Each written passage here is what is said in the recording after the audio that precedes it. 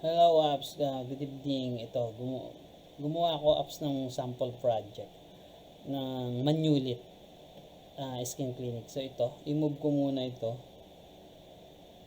sa kabila. Then, yan. Bali apps ito yung yung para sa admin. Tapos ito naman yung para sa clinic or para sa mga employee. So i-restart ko lang tong para sa admin. Ayan, ni-restart ko. So yan, meron siyang Manulit sa baba, then merong logo. Yun apps yung pinaka splash screen na lumalabas. Pero nasa inyo pa rin yun apps kung anong design. Sample lang naman ito. So naglagay din tayo ng email validator.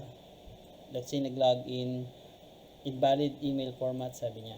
So yun. Then ang gamitin natin is manulit.com.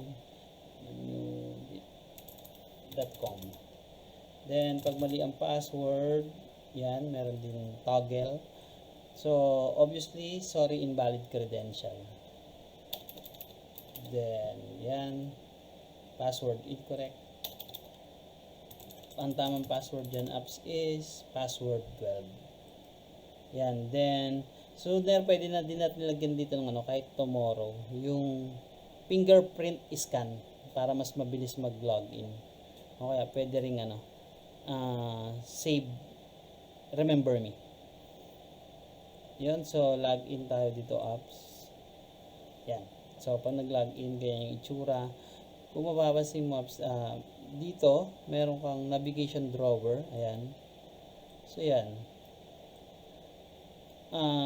Navigation drawer ang tingin kong mas magandang design pa dahil marami apps ang functionality ng admin. Hindi kagaya nito, yung clinic, kung makikita mo, 4 lang na button, baka sapat na. Pero syempre sa admin, maraming functionality, so pwede pa tayo magdagdag dito ng mas marami functionality dito. Yan, so pwede na rin i-click yan, clickable na yan apps. Yan, profile, yan. Yan ang profile natin. Then add product, pricing. So yung iba wala pa laman. Profile, appointment. Yan, meron din tayong nilagay na calendar para sa appointment. Then madi-display dito sa ilalim yung mga appointments. Or pwede ring ibang design. Nasa inyo yan apps. Then settings. So wala pa tayong settings. Then home.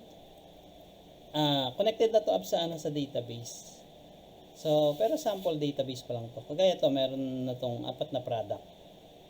Pero, kumbaga, production. Nasa database na yan. Yan, 1, 2, 3, 4. So, merong 4 na product. Then, pag tinignan mo yan apps dito, makikita mo yan dito sa clinic. App clinic. Makikita mo from home. Yan, products. Yan. So ito may mali lang dito sa image nito, napaliit. So mamaya try natin. Madali naman ayusin yan. Then try natin, pwede tayo mag-upload ng products dito. So choose product, pwedeng camera or gallery. So let's say camera tayo. Ayan. So camera ng app ng phone. So yan, meron din yan apps crop kung gusto mo i-crop ang item. Yan. So yan, meron ng image. And hindi ako sure apps kung kailangan mo ba ng product ID. Yung pinaka unique nya, unique number para sa product ID. Kaya pero nilagyan ko na rin. Then product name, let's say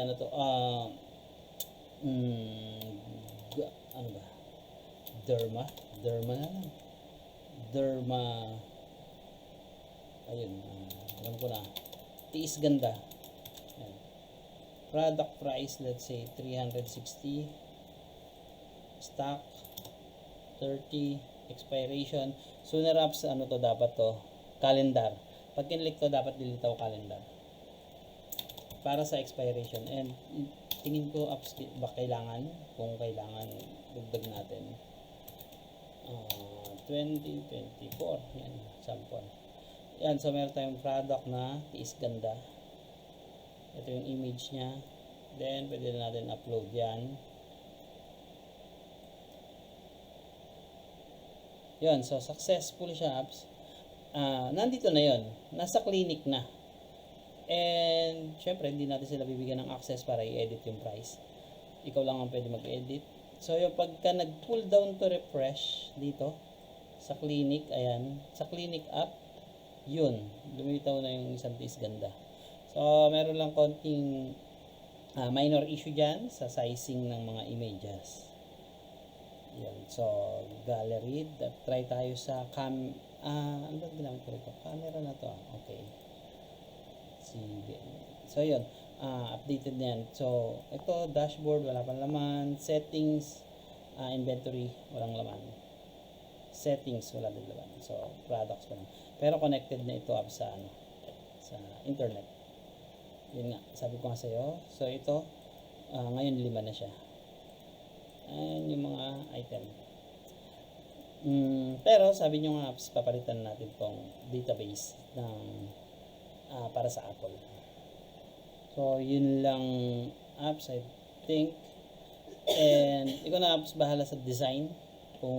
Pero pwede naman din ako mag-design. Habang wala pa naman tayong designer. Then sooner, pag nakakuha na lang ng designer, madali na yan. Pwede nang papalitan na lang ng design in time. Pero sa ngayon, ano lang to, parang mga as in stock design. Synapse. Thank you. Bye-bye.